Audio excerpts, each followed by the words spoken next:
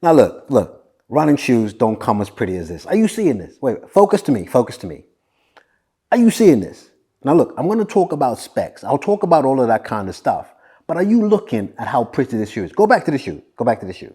I'm going to start buying flowers. I'm just going to be giving my fiance shoes that look like this. When's Valentine's again?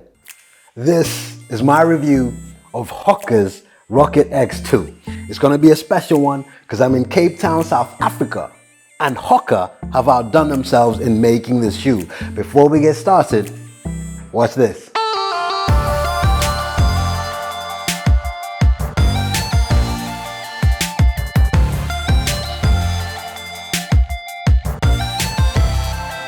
My name is Aubrey. I'm a very average runner, simply trying to be less average by the day. As at the time of recording this, I had 2,670 subscribers.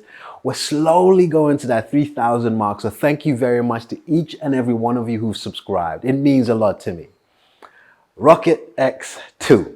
That's a beautiful looking shoe. In case you don't make it to the end of the video, let me give you a brief summary. This is definitely an upgrade from the previous version, the Rocket X. You see, some shoes, you kind of go, actually, I don't mind the previous version. For example, Nike's Invincible 3, other people prefer the 2. Even the Vaporfly, some people prefer running in the first or the second Vaporfly compared to the third. It's like that. But with this shoe, there's no discussion about it. This truly is an upgrade.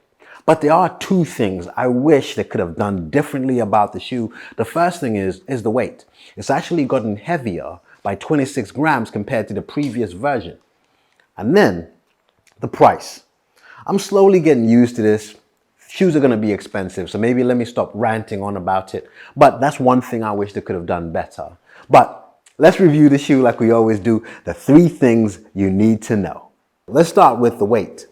In my size, 9.5, it weighed in at 235 grams. In terms of the price, this will cost you 220 pounds or 250 US dollars. Let's talk about stack height. 36 millimeters at the back, 31 at the front, being a 5mm drop. Okay, let's review the shoe. A normal conversation starts from the top, working our way down, starting at the heel.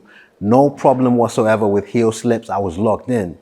It's a very minimalistic, thin and streamlined design that I've gone with. It's really, really cool.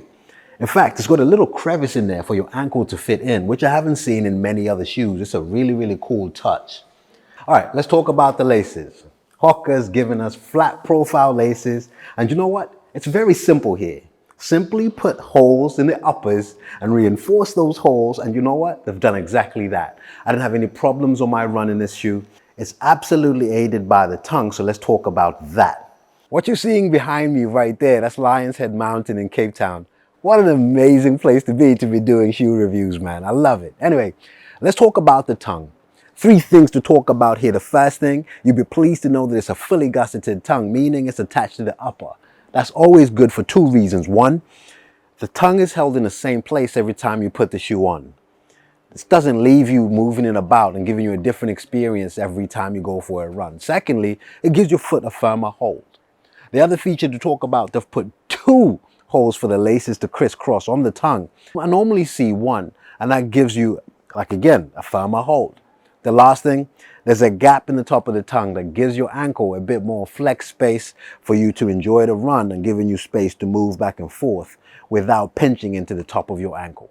Nice touch, Hoka. All right, now let's talk about the upper. As always, there's always 2 things to say when it comes to the upper. The first is performance, the second is aesthetics. In terms of performance, you can literally see through this upper, and that's how breathable it is.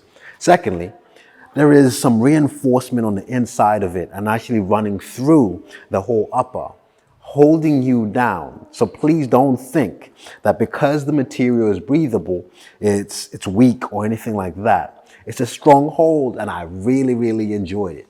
The second thing, like I said, is the aesthetics.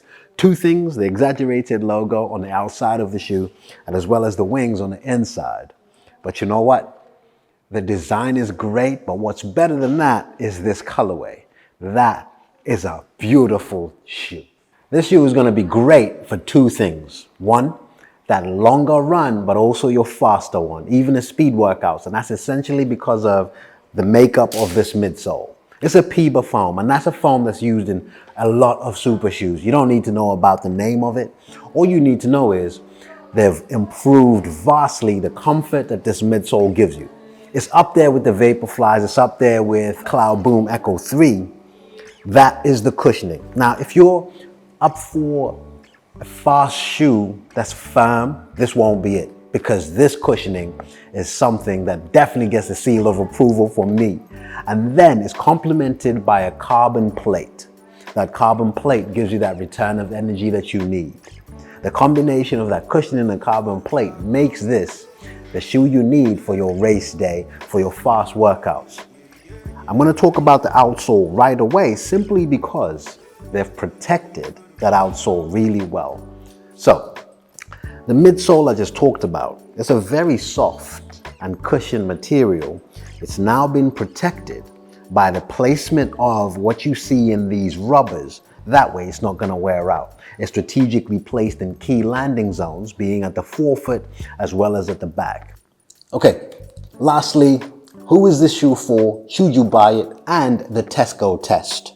Firstly, this is a speed day shoe. It's not a daily trainer to put your daily running into, but it's going to be for your fast workouts. It's going to be for your running event. And you can use this from 5K all the way to a full marathon. And should you buy it? Absolutely. The only reason I would suggest not buying it is the price. It's £220, and that's a lot of money for most people. Lastly, Tesco test. For those of you not too familiar with this, would you wear this shoe just doing normal everyday stuff? And I have to say, yes, you would, simply based on the look. The only reason I would advise you not to is that carbon plate and that high stack of 36 mil. That might feel very weird, but also for some people, that might cause injury if you're not using it for running, if you're wearing this kind of shoe on a daily basis. If you found this video very useful, please consider subscribing to the channel. It would mean so much to me. Thank you.